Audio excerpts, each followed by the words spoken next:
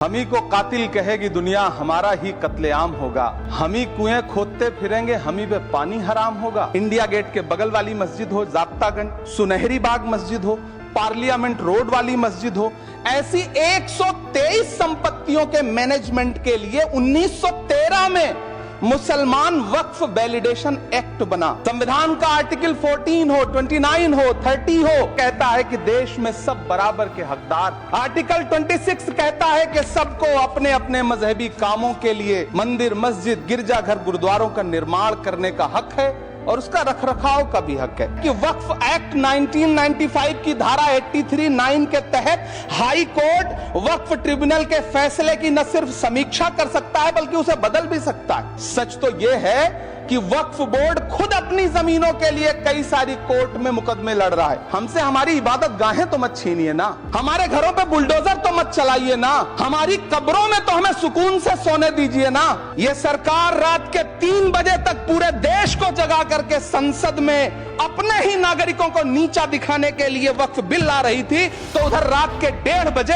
America हम पर 26% tariff लगा रहा था कि हम तो वो तारीख हैं, जहनों में रहना है जिसे, कागजी पुर्जे नहीं जो फाड़ डाले जाएंगे। जिस जमीन पर मैं खड़ा हूं ये मेरी पहचान है। आप आंधी हैं तो क्या मुझको उड़ा ले जाएंगे? हम ही को कातिल कहेगी दुनिया, हमारा ही कत्लेआम होगा। हम ही कुएं खोदते फिरेंगे, हम ही पे पानी हराम होगा।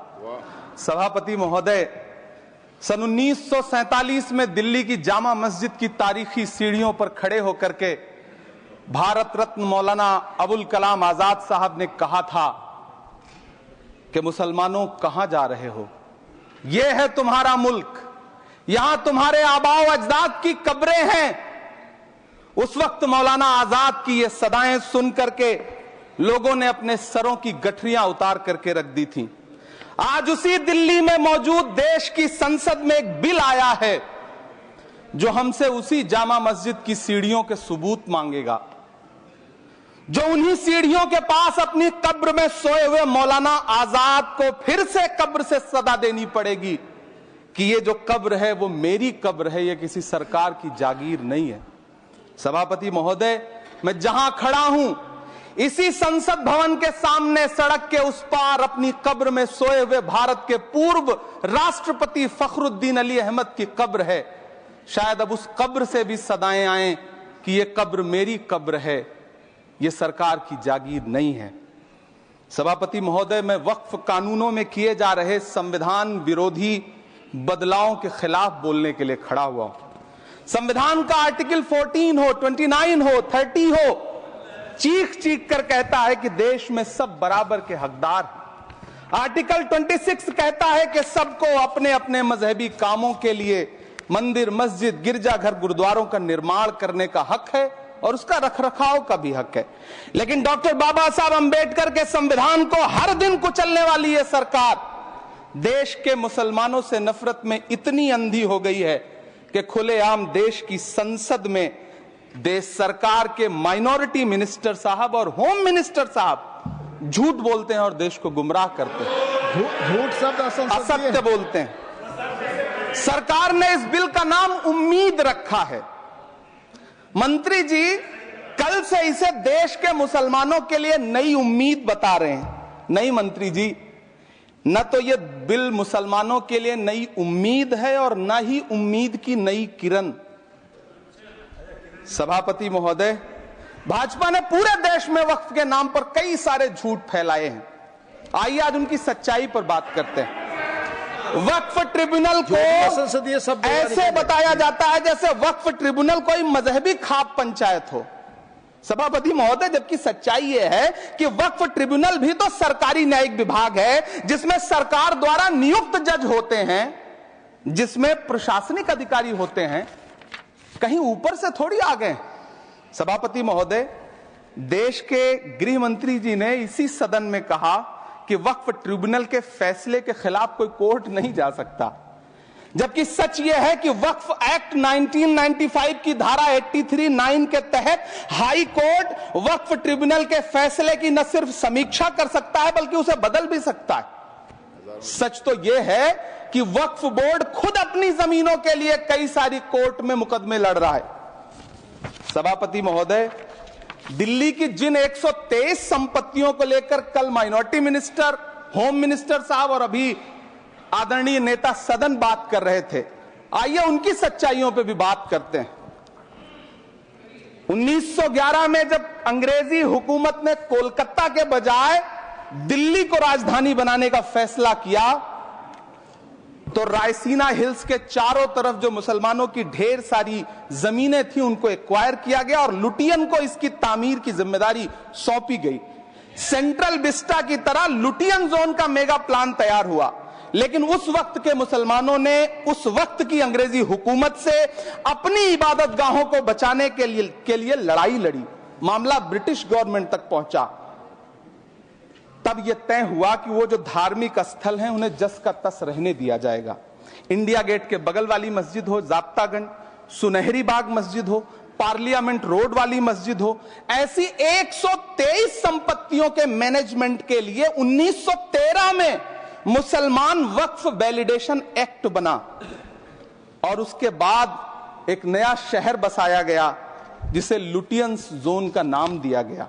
फिर 1943-45 के बीच एक और समझौता हुआ आजादी से पहले, उसके तहत काफी सारी वक्फ जायदादों को सुन्नी मजलिस औकाफ बनाकर उसके अंडर किया गया ताकि उसकी देखरेख की जा सके। गृह मंत्री जी 2 दिन से सदन में जो बात कह रहे हैं वो दरअसल 123 संपत्तियां उसी सुन्नी मजलिस औकाफ के तहत आती। सभापति महोदय, आजाद भारत आजाद हुआ। आजादी के बाद भारत में 1954 में वक्फ एक्ट लागू हुआ, जिसकी धारा 9 के तहत 1964 में केंद्रीय वक्फ काउंसिल का गठन हुआ। दिल्ली की वही 123 प्रॉपर्टीज को 1970 में सर्वे गजट करके गजट नोटिफाई किया गया। इसके निपटारे के लिए पूर्व प्रधानमंत्री इंदिरा जी के द्वारा 1974 में एक बर्नी कमेटी बनाई गई। बर्नी कमेटी ने 1976 में इन 123 संपत्तियों को दिल्ली वक्फ बोर्ड की संपत्ति होने की रिपोर्ट सौंपी। उस रिपोर्ट के आधार पर 1984 में कांग्रेस सरकार ने उन 123 प्रॉपर्टीज को दिल्ली वक्फ बोर्ड को सौंपने का फैसला किया, जिसके खिलाफ विश्व हिंदू परिषद कोर्ट गई। मामला 2011 तक पेंडिंग रहा। फिर 2011 में कोर्ट ने सरकार को आदेशित किया कि इसका निपटारा करो। तब 2013 में तत्कालीन यूपीए सरकार ने दिल्ली की उन्हीं 123 जायदादों को बर्नी कमेटी की सिफारिशों के मुताबिक वक्फ बोर्ड के हवाले किया। यही वो प्रॉपर्टीज हैं जिनके नाम से गृह मंत्री जी कल से कांग्रेस को कोस रहे हैं। फिर आई 2014 में भाजपा की सरकार, जो तब से इन जमीनों को हड़पने की साजिश कर रही है। जिस बिल को मुसलमानों के हुकूक की हिफाजत करने वाला बिल बताया जा रहा है, उसी को पेश करने के लिए और उस पर बात करने के लिए लोकसभा में भाजपा सरकार के पास एक भी मुस्लिम सांसद नहीं है। जिस वक्त, मैं लोकसभा कह रहा हूं, सुना करिए, जिस वक्फ बिल को मुस्लिम महिलाओं को हक दिलाने वाला बताया जा रहा है, उसे संसद में पेश करने वाली पार्टी के पास न तो राज्यसभा में, न लोकसभा में, न देश की किसी विधानसभा में एक भी मुस्लिम महिला सदस्य नहीं। कल किरण रिजिजू जी कह रहे थे कि रेलवे की जमीनें देश की जमीनें हैं, डिफेंस की जमीनें देश की जमीनें हैं। हां मंत्री जी, हैं, बिल्कुल हैं। ये जो वक्फ की जमीनें हैं, ये हमारे पुरखों ने धार्मिक कामों के लिए डोनेट किया है, तो हम भी तो इसी देश के नागरिक हैं, हम भी तो इसी देश के बेटे हैं, तो वक्फ की जमीनें भी तो इसी देश की जमीनें हैं। उनको पराया क्यों बोलते हैं आप? सभापति महोदय, अशफाकुल्लाह खान जब फैजाबाद की जेल में फांसी के फंदे पर झूल रहे थे, तो इसी देश की जमीन के लिए झूल रहे थे ना।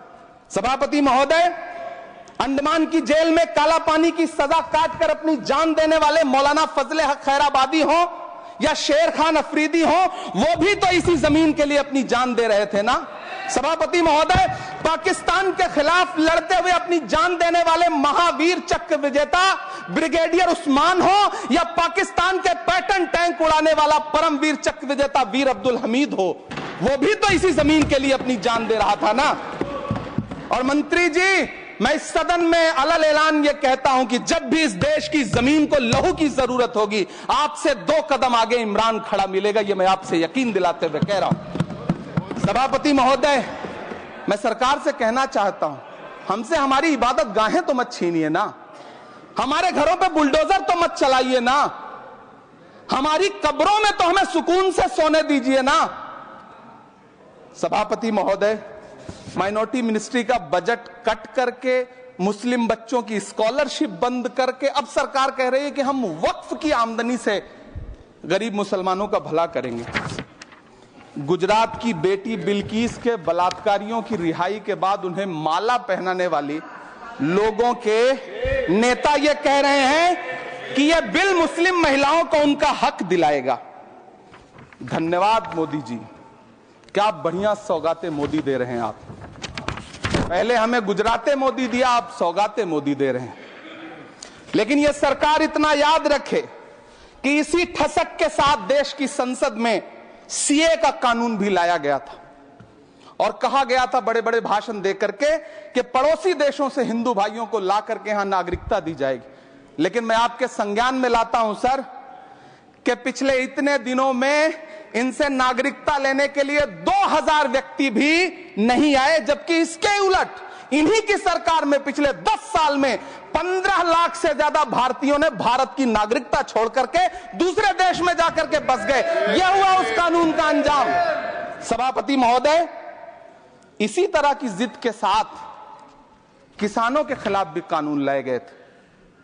जिस तरह आज वक्फ के फायदे गिनाए जा रहे हैं, उसी तरह से किसानों को भी कृषि कानूनों के फायदे गिनाए गए थे। लेकिन अंजाम क्या हुआ? 700 किसानों की शहादत लेने के बाद सरकार को अन्नदाता किसानों के सामने घुटने टेकने पड़े और कृषि कानून वापस लेने पड़े।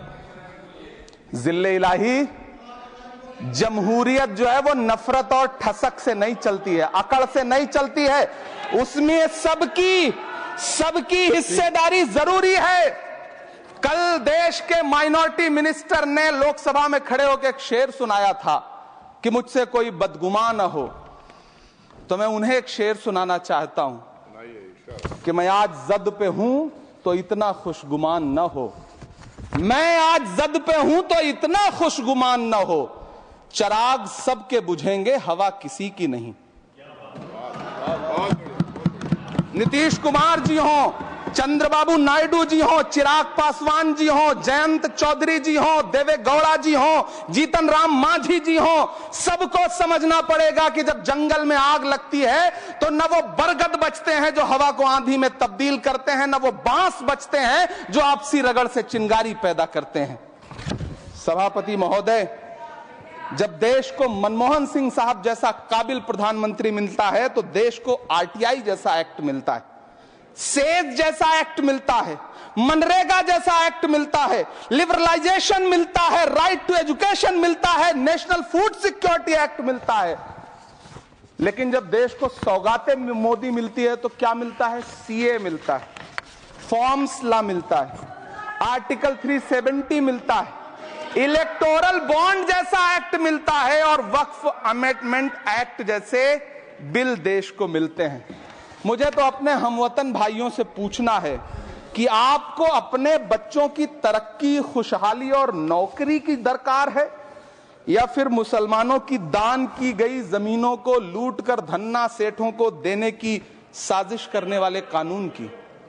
सभापति महोदय, यह सरकार रात के 3 बजे तक पूरे देश को जगा करके संसद में अपने ही नागरिकों को नीचा दिखाने के लिए वक्फ बिल ला रही थी, तो उधर रात के 1:30 बजे अमेरिका हम पर 26% टैरिफ लगा रहा था।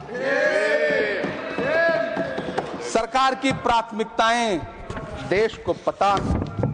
सभापति महोदय, मैं बहुत भावुक हूं आज, और मुझे अच्छा लगा कि आदरणीय नेता सदन जगत प्रकाश नड्डा जी ने बहुत अच्छी बातें भी की। मैं उनके सामने बहुत अदब से ये बात कहना चाहता हूं कि चरागों के सफर में दबदबा हो आंधियों का तो फिर अंजाम जुल्मत के सिवा कुछ भी नहीं होगा। ये दुनिया नफरतों के आखिरी स्टेज पर है, इलाज इसका मोहब्बत के सिवा कुछ भी नहीं होगा। मैं भावुक हूं, मेरी पलकें गीली हैं। अगर देश की एक बहुत बड़ी आबादी को लगता है कि आप उसका भला करने के लिए नहीं बल्कि उनकी इबादत गाहों, उनकी कब्रिस्तानों, उनकी खानकाहों को बर्बाद करने का बिल ला रहे हैं, तो फिर आप अगर समझाने में नाकामयाब रहे हैं तो यह आपकी नाकामयाबी है। पहले समझाइए, उसके बाद कोई बिल लेकर के आइए, तब शायद हम आपका इतनी पुरजोर तरीके से विरोध ना करें। लेकिन सभापति महोदय, मैं अंत में सिर्फ इतना कहना चाहता हूं कि इस बिल में जो भी पॉइंट्स दिए गए हैं, बॉम्सी पोर्टल देख लीजिए, सरकार का झूठ आपको पकड़ में आ जाएगा। हम डरे नहीं हैं, हम सिर्फ सरकार से अपील कर रहे हैं कि हमें अपना समझिए, हम आपके अपने हैं, इस देश के नागरिक हैं और आप ताकत में हैं। संख्या बल के आधार पर बिल हो सकता है आप पास करा ले, लेकिन आपको यह बात समझनी पड़ेगी कि हम तो वो तारीख हैं, जहनों में रहना है जिसे, कागजी पुर्जे नहीं जो फाड़ डाले जाएंगे। जिस जमीन पर मैं खड़ा हूं यह मेरी पहचान है। आप आंधी हैं तो क्या मुझको उड़ा ले जाएंगे? आपको यह बात समझनी पड़ेगी। आपको अगर इतना विपक्ष की तरफ से पहले जेपीसी में इतने सारे पॉइंट्स आए और उसके बाद कल से लोकसभा में और राज्यसभा में सुझाव आप सुनने को तैयार नहीं है, लोगों की शंका को दूर करने के बारे में आप बिल्कुल सोच नहीं रहे, बस आप कह रहे हैं यह बिल उम्मीद की नई किरण है। नहीं साहब, इसे भले किरण जी लेके आए हैं, लेकिन ये उम्मीद की नहीं बल्कि नाउम्मीदी की किरण है। और इस देश की एक बहुत बड़ी आबादी इस बात से खदशे में है, शक में है कि आप सीधे उनकी जमीनों को लूट करके धन्ना सेठों को बेचना चाहते हैं। मेरी अब भी आपसे अपील है कि इस बिल को वापस लीजिए। यह बिल कहीं से आपके अपने नागरिकों के लिए अच्छा नहीं है। यह बिल सिर्फ इस देश के मुसलमानों को नीचा दिखाने का और अपने एक ऐसे मतदाता वर्ग को खुश करने का बिल है जिनको इस बिल के पास हो जाने से कुछ मिलेगा भी नहीं, लेकिन आप एक नैरेटिव देना चाहते हैं, एक मैसेज देना चाहते हैं। मेरी आपसे अपील है कि कृपया ये जो सबका साथ सबका विकास का नारा है, इस नारे को रत्ती भर तो चरित्रार्थ कर दीजिए।